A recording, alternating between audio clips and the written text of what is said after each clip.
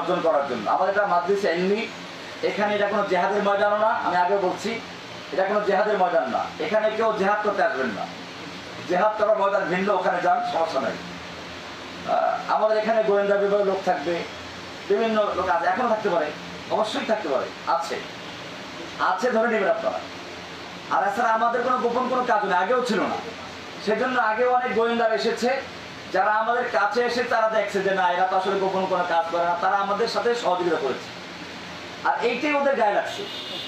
আপনি দেখেন ওই যে নেত্র নিউজ এই 2-3 দিন আগেও নিউজ করেছে যে ওনার ওখানে 3 জন গুরুত্বপূর্ণ অফিসারকে দায়িত্ব দেওয়া হয়েছিল গোয়েন্দাগিরি করার জন্য। তারা কিছুদিন পরে তার অনুসারী হয়ে গেছে। দেখেন এখনো আছে, নেত্র নিউজ আছে, দেখবেন 2 দিন আগে দিচ্ছে আমার। এটা আমার জেলে ঢুকার পরও দিছিল। কেন? আসল ব্যাপারটা হচ্ছে এটা গোয়েন্দাদের দোষ না। তারা যখন কাছে আসে তখন দেখে যে এই লোকগুলো যে আলোচনা করে সম্পূর্ণ দিনের এলেম অর্জন করার জন্য, তাওহীদের জ্ঞান অর্জন করার জন্য, তখন তারাও তো ওই যে অন্তরে তো প্রত্যেকেরই কি আছে, ওই যে এতক্ষণ বললাম প্রত্যেকের অন্তরে কি আছে?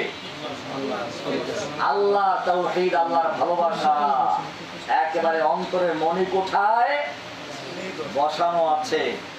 যখন তারা এইরকম মুজাক্কের পায়, স্মরণ করানোওয়ালা পায়, তখন স্মরণ করে আরে আমি তো ওই লোক, আমারও তো কি আছে, আল্লাহ আছে।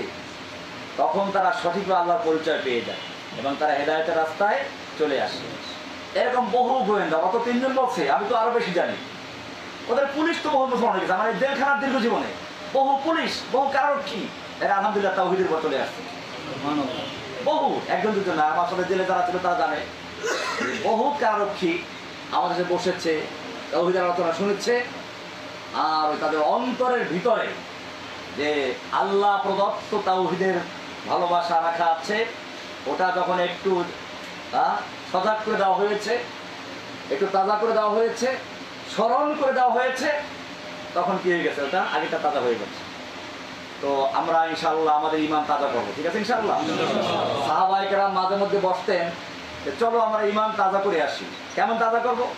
তাআল নুজাদ্দিদ ঈমানানা, আমরা আমাদের ঈমানকে তাজা করি। ঈমান তাজা করবো কেমনে? এই যে মুযাকারা, আলোচনা হলো, তো আমরা ইনশাআল্লাহ এটাকে গুরুত্ব দিব, সবকটাকে না পড়াশোনা করব। এই সবকটা পড়বেন, এই বইটা তাদের কাছে নাই নিয়ে যাবেন, এখানে পর্যাপ্ত এই বইটা অনেকগুলো আছে।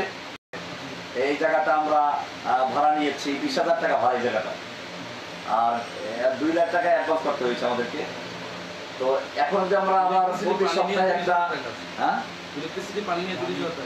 কারেন্ট বিল, গ্যাস বিল তো আলাদা আছে, বিদ্যুৎ বিল। তো যাই হোক, এই ক্ষেত্রে আপনাদের সহযোগিতা আমরা কামনা করব। আর আপনারা যদি আমাদের আরো নিয়মিত আসেন এবং সহযোগ করেন, তাহলে ইনশাআল্লাহ আমরা আরো বড় সুন্দর পরিবেশে একটা হল ভাড়া করতে পারি। প্রতি সপ্তাহে আমরা একটা হল ভাড়া করলে অথবা একটা নিজেরা তৈরি করে নেওয়ার জায়গাটা ইনশাআল্লাহ। তো সেভাবে আপনাদের যদি উপস্থিত থাকে ইনশাআল্লাহ আমাদের এমনি ফায়দাটা অনেক ভালো হবে। আপনারা আজকে যে কিতাবি তালিম হলো, এখান থেকে খেয়াল রাখবেন, আমরা এটা পড়াশোনা করবো, এটা দার্স। আপনারা এখন ছাত্র, নিজেকে ছাত্র তৈরি করবেন, তারপরে এটা মুখস্থ করবেন। ইনশাআল্লাহ আমরা পরীক্ষা নেব। এই বইয়ের কি হবে?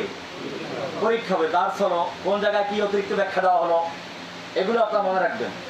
অনেক জায়গায় কিছু লেখা নাই, কিন্তু ব্যাখ্যা দিয়েছি ভিন্নভাবে, এই ব্যাখ্যাগুলো মনে রাখতে হবে, তাহলে দার্সের অর্থ পূর্ণ হবে।